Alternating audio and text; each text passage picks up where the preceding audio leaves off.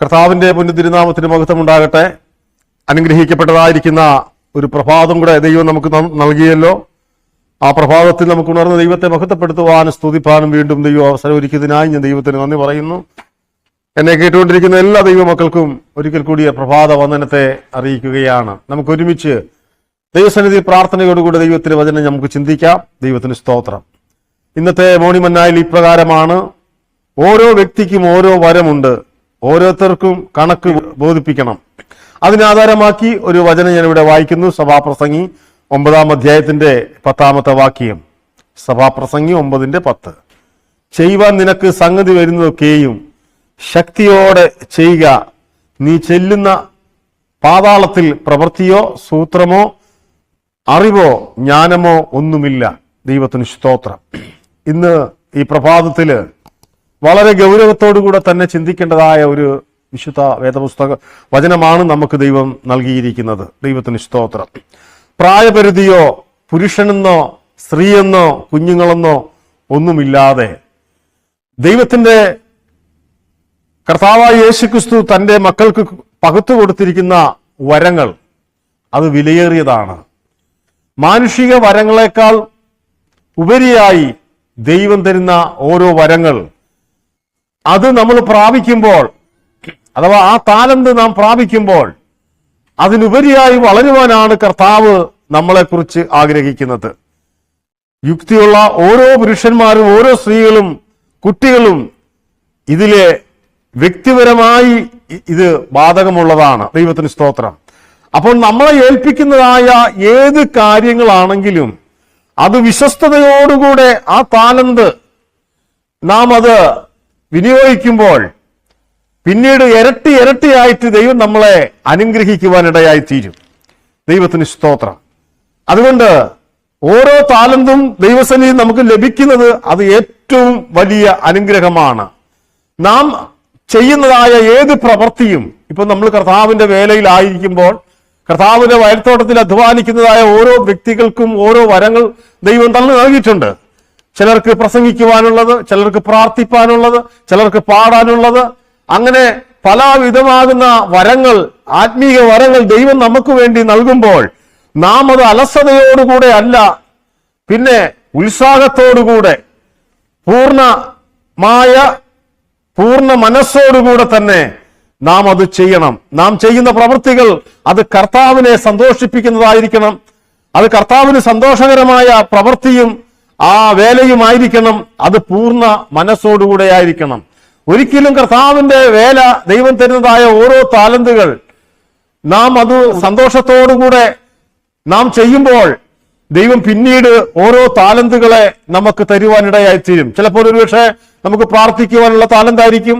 അപ്പോൾ നമ്മൾ അധികമായി പ്രാർത്ഥിക്കുമ്പോൾ, ആത്മാർത്ഥമായി പ്രാർത്ഥിക്കുമ്പോൾ, ദൈവസന്നിധിയിൽ വിശ്വസ്തയോടെ നിന്നുകൊണ്ട് പ്രാർത്ഥിക്കുമ്പോൾ ചിലപ്പോൾ പിന്നീട് ദൈവം പാടാനുള്ളതായ കൃപ, അല്ലെങ്കിൽ പ്രസംഗിക്കാനുള്ള കൃപ, അങ്ങനെ ഓരോ കൃപകൾ, ഓരോ താലന്തുകൾ ദൈവം നമുക്ക് തരുവാനിടയായി തീരും. നമ്മളെ ഏൽപ്പിച്ചതായ താലന്തുകൾ വിശ്വസ്തയോടെ ചെയ്യുമ്പോൾ നമുക്ക് സ്വർഗത്തിലെ ദൈവം ഇങ്ങനെ വിളിക്കും, നമ്മെ വിശ്വസ്തനായിരിക്കുന്ന ദാസനെ. അതുകൊണ്ട് നാം ഒരല്പത്തിൽ വിശ്വസ്തനായി തീർന്നു കഴിയുമ്പോൾ നമ്മളെ അധികത്തിൽ വിചാരകനാക്കുവാനിടയായി തീരും. വിശുദ്ധ വേദപുസ്തകം ഒക്കെ പഠിക്കുമ്പോൾ, യോസഫിന്റെ ചരിത്രമൊക്കെ പഠിക്കുമ്പോൾ ജോസഫൊക്കെ എത്രമാത്രം വിശ്വസ്തനായിട്ടാണ് കർത്താവിൻ്റെതായ ശുശ്രൂഷകൾ ചെയ്തത്. അവന്റെ ജീവിതത്തിൽ പലപ്പോഴും അപമാനങ്ങളും ഒറ്റപ്പെടലിലും അവന്റെ ജീവിതത്തിൽ പരിഹാസങ്ങളും ഒക്കെ നേരിട്ടതായ സാഹചര്യങ്ങളിലുമൊക്കെ അവന്റെ വിശ്വസ്തത, ദൈവമായിട്ടുള്ളതായ ഈടാർന്ന ബന്ധം, ആ ദൈവമായിട്ടുള്ളതായ വിശ്വസ്തത, ദൈവമേൽപ്പിച്ചതായ ആ ശുശ്രൂഷ അവൻ അത് സൂക്ഷ്മതയോടുകൂടെ പരിജ്ഞാനത്തോടുകൂടെ ചെയ്തതുകൊണ്ട് അവനെ, ദൈവത്തിന് സ്തോത്രം, ജോസഫിനെ അവിടുത്തെ മിസ്രയീമിലൊരു മന്ത്രിയാക്കി മാറ്റുവാനിടയായി തീർന്നു. അത് അതിൻ്റെതായ ഉയർച്ചയിൽ എത്തുവാനുള്ള കാര്യം അദ്ദേഹത്തിന് കൊടുത്ത താലന്ത് അദ്ദേഹം വിശ്വസ്തയോടുകൂടെ തന്നെ മുന്നോട്ട് കൊണ്ടുപോകുവാനിടയായി തീർന്നു. ദൈവത്തിന് സ്തോത്രം. വേദപുസ്തകത്തിൽ അനേകം നമുക്ക് പഠിക്കുവാനുണ്ട് ഉപമകൾ. ദൈവത്തിന് സ്തോത്രം.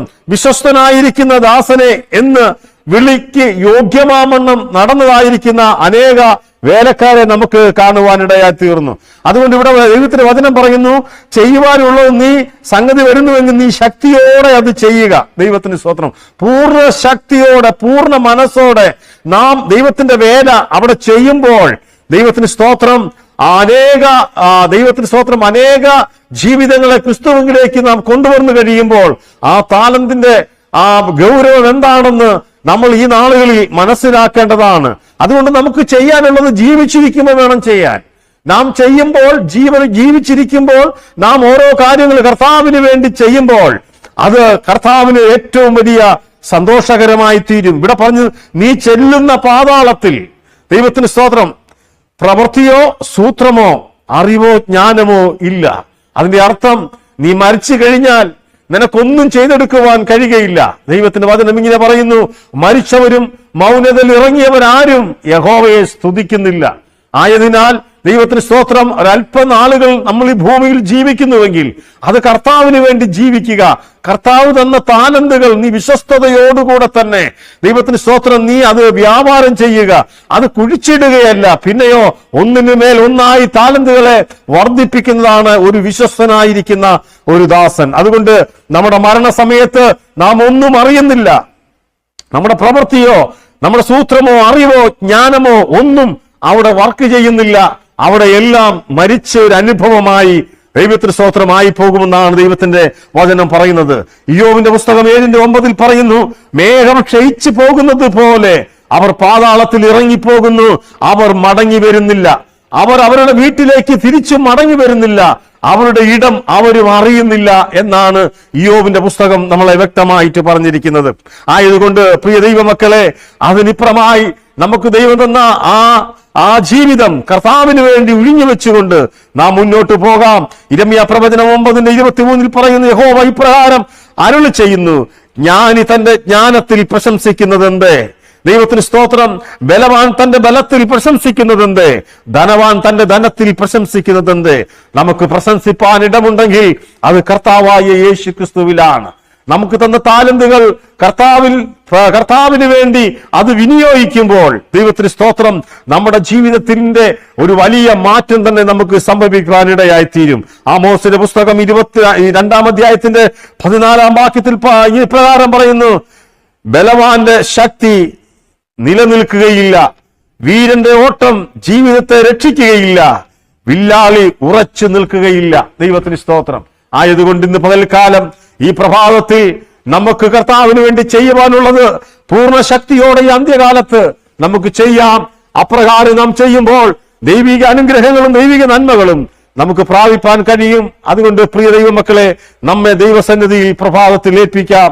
നമ്മുടെ കണ്ണുകളെ അടയ്ക്കാം, പ്രാർത്ഥിക്കാം. മഹാപരിശുദ്ധനും നിത്യനുമായ ദൈവമേ, സ്വർഗീയ പിതാവേ, ഞങ്ങളെ കേൾപ്പിച്ചതല്ല തിരുവചനത്തിനായി സ്തോത്രം. ഈ വചനം കർത്താവ് പഠിക്കുമ്പോഴും കേൾക്കുമ്പോഴും കർത്താവിന്റെ വേല പൂർണ്ണ ശക്തിയോടുകൂടെ ചെയ്യുവാൻ ഞങ്ങൾക്ക് പൗത്തു തന്നതായ ഓരോ താലന്തുകളും കർത്താവിന് വേണ്ടി വ്യവഹാരം ചെയ്യുവാൻ അനേകരെ ക്രിസ്തുവിലേക്ക് ആനയിക്കുവാൻ ദൈവം ഞങ്ങളെ ഒരുക്കണമെന്ന് പ്രാർത്ഥിക്കുന്നു. വചനം കേട്ട എല്ലാ ദൈവമക്കളെ അനുഗ്രഹിക്കണം. അടിയനെയും ദൈവങ്ങളിലേക്ക് സമർപ്പിക്കുന്നു. കർത്താവേ, അവിടുന്ന് പ്രാർത്ഥന കേട്ടതിനായി സ്തോത്രം. യേശു ക്രിസ്തുവിൻ ധന്യമുള്ള നാമത്തിൽ തന്നെ ആമേൻ. ഈ പ്രഭാതത്തിൽ ദൈവം നമ്മെ എല്ലാവരെയും അനുഗ്രഹിക്കട്ടെ. ആമേൻ.